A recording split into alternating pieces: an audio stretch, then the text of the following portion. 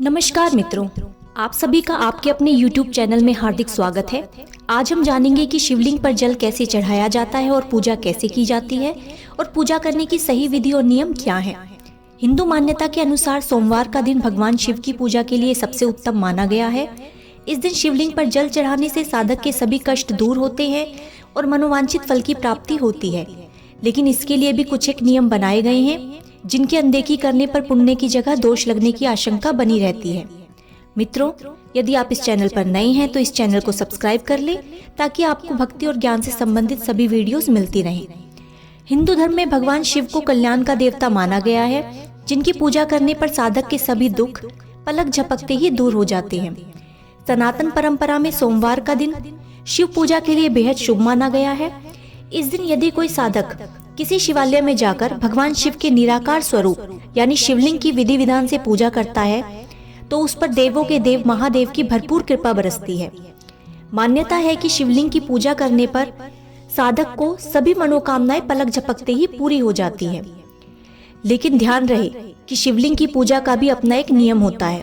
आइए शिवलिंग की पूजा विधि और जरूरी नियम को विस्तार से जानते हैं।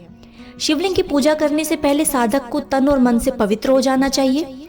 भगवान शिव की पूजा कभी भी काले रंग के कपड़े पहनकर नहीं करनी चाहिए। सनातन धर्म में भगवान शिव की पूजा बहुत सरल और शीघ्र फलदायी मानी गई है, क्योंकि वे सिर्फ जल और बेलपत्र चढ़ाने मात्र से ही प्रसन्न हो जाते हैं। भगवान शिव को गंगाजल बहुत ज्यादा प्रिय है, जिसे शिवलिंग पर चढ़ाने से साधक को मनचाहा आशीर्वाद प्राप्त होता है। लेकिन ध्यान रहे कि इसे हमेशा तांबे के लोटे से ही चढ़ाया जाता है। कभी भूलकर भी गंगाजल को प्लास्टिक के या स्टील के बर्तन से ना चढ़ाएं।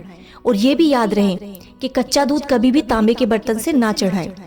हिंदू मान्यता के अनुसार ओम नमः शिवाय का जाप करते हुए सबसे पहले तांबे के लोटे में जल लेकर जलहरी के दाईं ओर चढ़ाएं, जिसे भगवान गणेश जी का स्थान माना गया है। इसके बाद बाईं ओर जल चढ़ाएं, जिसे भगवान कार्तिकेय का स्थान माना गया है।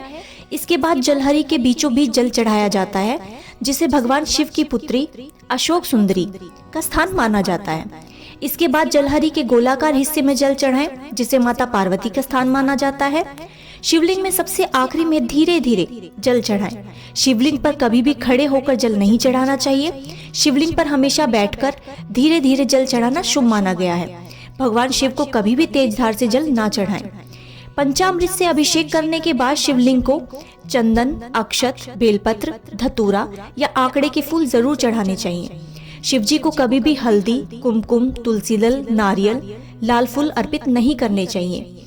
शिव जी की पूजा में कदम, केतकी और केवड़े के फूल वर्जित है। शिव जी की पूजा में शंख का प्रयोग भी नहीं करना चाहिए। हिंदू मान्यता के अनुसार शिवलिंग की जलहरी में कभी भी पूजा का सामान नहीं रखना चाहिए और ना ही परिक्रमा करते समय जलहरी को ढकना चाहिए। शिवलिंग की हमेशा आधी परिक्रमा ही करनी चाहिए। हिंदू मान्यता के अनुसार शिवलिंग पर कभी भी पूर्व दिशा की ओर मुख करके जल नहीं चढ़ाना चाहिए, क्योंकि सनातन परंपरा के अनुसार यह भगवान शिव का मुख्य प्रवेश द्वार माना गया है। शिवलिंग पर हमेशा उत्तर दिशा की ओर मुख कर ही जल चढ़ाएं। दोस्तों, आज के वीडियो में बस इतना ही। यदि ये जानकारी अच्छी लगी हो तो कमेंट में ओम नमः शिवाय जरूर लिखें। हर हर महादेव।